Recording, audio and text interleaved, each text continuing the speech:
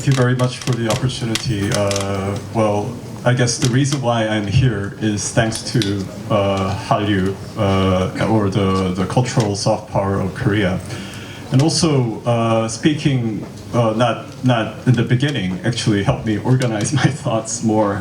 So in that sense, I'll be more focused on my what I have to say. So let me just begin by quoting this Korean word to describe complex emotion called 격세지감.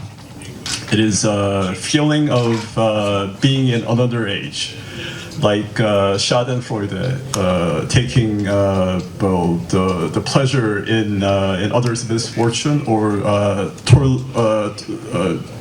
tortious panic, which is basically a fear of time running out. So in fact, when I first began my foreign service 30 years ago, cultural diplomacy was not what we had in mind. But now, I mean, I get to invited to here. You know, Korea is considered an attractive place to visit or to do business with. So, well, in that sense, culture is important. So I'm going to talk about three things. One is the growth and extent of the Korean the cultural soft power, and what are its implications, and how Korea and Morocco can grow our soft powers together.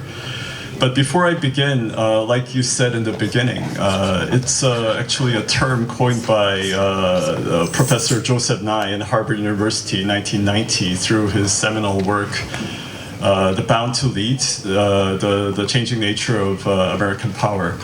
And in this book, he defined power as an ability to influence others to do what you want. I mean, to get what you want. There are three ways to get them, and one is coercion or threat of coercion, payment or economic inducements, or attraction. So the two examples, economic payment or the coercion, those belong in the hard power realm.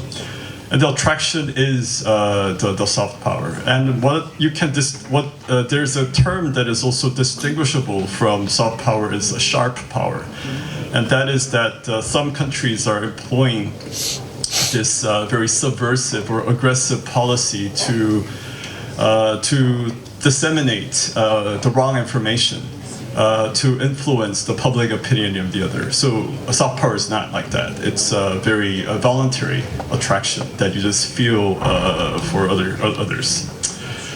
So the Berlin Wall did not fall because of the missiles, but it just fell by the simple citizens using their hammers and bulldozer influenced by soft power of the West. So that's is just to put something into this perspective. So the growth and the extent of the Korean soft power. So as Ms. Dazi has already said, I mean, Korean films are winning the prizes in the international film festivals.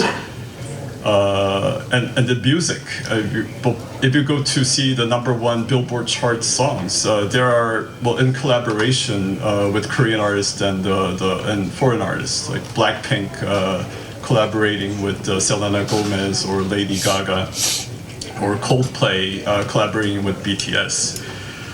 And of course, Squid Game, which was is the biggest phenomenon for any drama in any language. So in fact, well, the Korean culture is our #2 export. It now, the figure shows it's now $10.6 billion per year.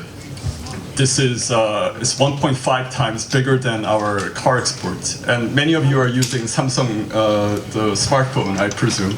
It's actually 2.6 times bigger than our smartphone export. So it is, in fact, it's also growing at the same time. And you know what? The BTS alone, among the $10.6 billion, they reap $3.6 billion per year.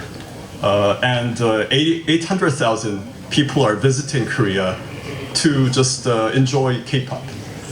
And also, back in 2003, we had only, maybe like 12,000 international students studying in Korea. Now, 160,000, and they're growing to be 200,000 or even more. And among them, there are, of course, Morocco students. And what is actually now the new phenomenon is Korean, the so-called K-pop or K-culture is not even made by Korea or made for Korea. They are just done by some people around the world. It's like Korean cars, for instance. Now Hyundai Kia cars are designed in Germany, assembled in Georgia, United States, and sold everywhere. So it's a kind of a new phenomenon, and we are not only selling our artistic contents, but the business model itself. So during the COVID time, our music industry, the streaming has increased 45%. And we have this new platform that is now being used by the American the music powerhouses. So now it has become a self-perpetuating mechanism. It is now beyond beyond anyone's control. So that is the extent and growth of the Korean pop culture. But what are some of the success elements? Of course, I'm not an expert in this field, but I'm just merely reflecting what the experts are saying. But, well, first of all, I believe that the Korean, the cultural soft power did not arise out of nowhere. It has a material base. So we have our hard power too. So we are our world's number 10 economy. The global power index suggests we are number 6 in terms of military power. Of course, we are not a nuclear power, but conventional weapon-wise.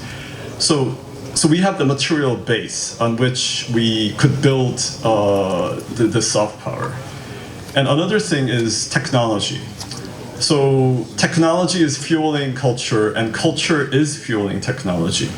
And like Miriam said, the Korean diasporas, they're actually producing Korean culture contents together with the people in Korea.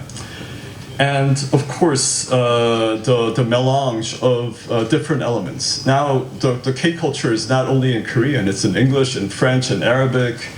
And also, it's also kind of a melange of different cultural elements. And I would also think there is certain luck in this. So we invested quite heavily in the late 90s after the financial the crisis we experienced. Well, instead of shrinking, we invested quite heavily in our digital infrastructure. So that's, I think, I don't think they had this K-culture phenomenon in mind when they first installed this. They just invested, and it became a playing ground for these artists. And another thing is our market is very small. We have only 50 million people. Compared to China, Japan, they have their own market. But the Korean artists cannot live in our market, so they had to look outward. So those are some of the extent of where our cultural the power rests at the moment. So what are the implications? Well, first, economic benefits. Because we are, as I said, we are reaping a huge amount of the financial gain monetary gain from the K-culture. And also it has raised the Korean image.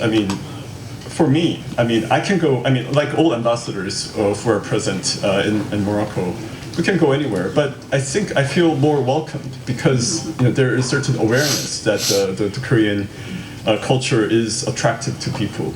And also it is opening doors for us in, say, an international grouping, for instance, G7. We are number 10, we are part of G20, but we get invited to G7 as a G7 plus. And now we are also part of this like exclusive groupings that weren't open to us before. And I think the Korean, the soft power has a certain the plus element. So soft power is not a panacea to all our problems, but it helps us punch above our weight as a power multiplier. So, but what are some of the pitfalls? I mean, so of course, this Korean, the K-power, the soft power, I mean, it's not without problems. So what are our problems is that, you know, Professor Nai has said that there are three elements of soft power: culture, policies, and values. I think there is, more weight in our culture, not our values or our policies. This is something that we lack at the moment. It's a global public goods, so this is something that I'm actually working on to close the gap.